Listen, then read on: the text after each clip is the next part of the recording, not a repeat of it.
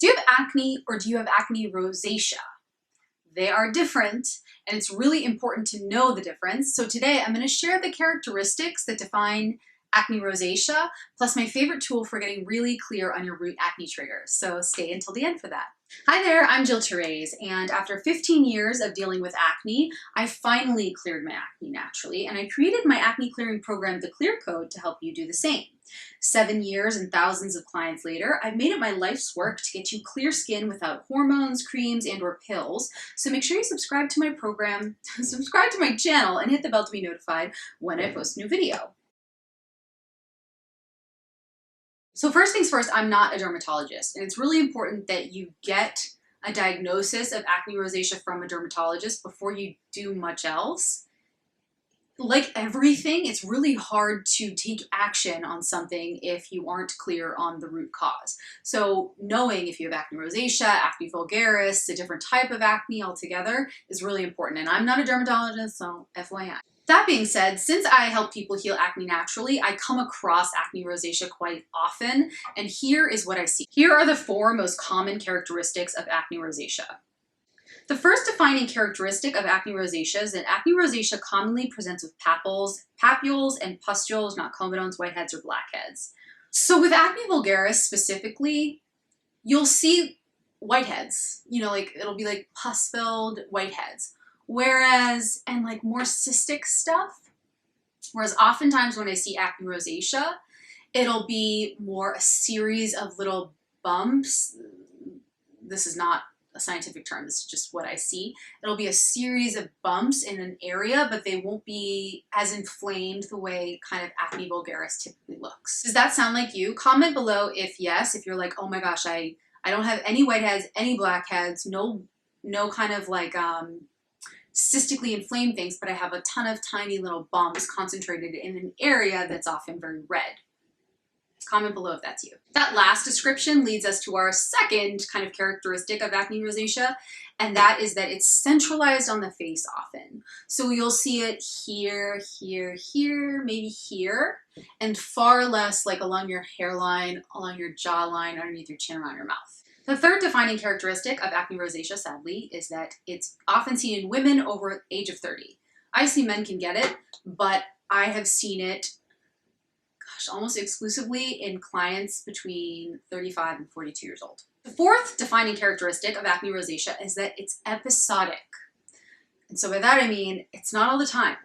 So some questions to ask yourself about this situation. Do you feel really flush after you take a bath or a hot shower? After a few hot hours in the sun, do you feel really red and kind of irritated?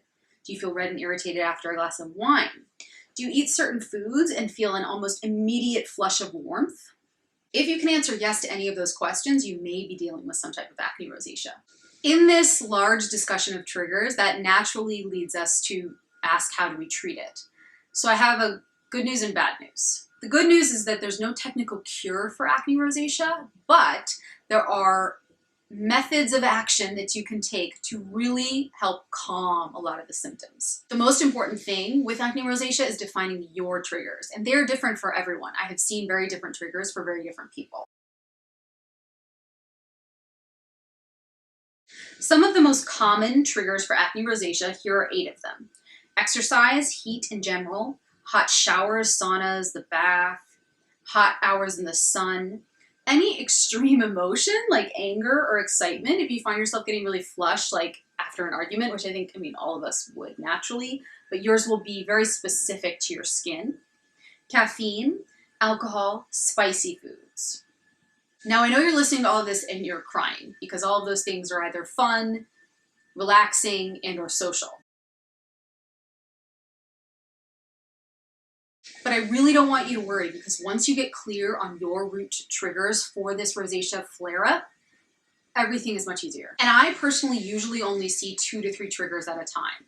So for example, let's say you wake up in the morning. This is an example of a day that could be really triggering for rosacea. You wake up and you go for a run, but it's the summer and it's really hot outside. So you go for a hot run because it's hot, you start sweating. and maybe you're like exposed to the sun while you're out there. Then when you get back from your run, you take a hot shower, then you grab a hot coffee, then you go meet a friend in the park a few hours later and it's hot and you're exposed to the sun and you have a glass of wine. That's kind of a bad day for an acne rosacea person. But that being said, I would bet that maybe only 2 or 3 of those details were the most impactful for you. So here are the action steps you can take to start to moderate acne rosacea on your own. The first thing that I would do is to get a food life journal. You won't have to do this forever, so don't freak out too much, because I know that kind of chronicling your entire life can be exhausting, but knowing your triggers is really important. I swear, once you're aware of the cause of the breakouts and the cause of the flare-ups, it'll totally change your world, because you'll finally be more in control of what's happening with your skin. The second action step you want to take is to begin a gentle AF skincare routine, okay? Nothing crazy. If you're using things like vitamin C's, retinoids, astringents, toners all together, and you're already dealing with this type of kind of irritated skin barrier, which can happen sometimes with acne rosacea, you want to be really careful, and I'd recommend tapering off those products gently. So one cream that I love recommending for acne rosacea clients is Vanicream, and it's a moisturizer, and it's really gentle and easy. And if you are not moisturizing with acne rosacea, it's just going to make it worse. So I would find the gentlest moisturizer you can find and begin to taper off slowly and strategically some of your more active products, okay?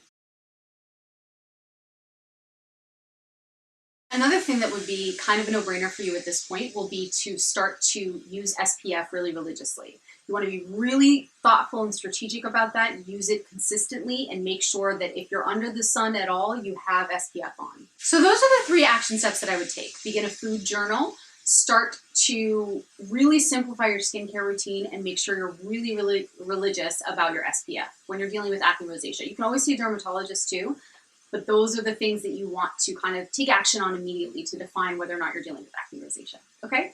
So I would really like to help you from an action perspective at this point too. The first thing that you can do if you want to get a little bit more clear on your root acne triggers is to download and take my 30-second 10-question acne personality quiz. You can find that via the link below, and it'll help you define where you're breaking out, give you 3 action steps that you can start to take to heal your acne naturally, along with 3 recipes you can try. Also, if you want to join a safe, private, and empathetic community of people who are dealing with things just like you, especially when it comes to acne rosacea, please join us in our private Facebook group where you can meet other people struggling with skin stuff as well. If you like this video, make sure you type yes below, comment, share any information or questions you might have about acne rosacea, because I definitely have studied it quite a bit. I'm not a dermatologist, but I've definitely looked into it quite a bit.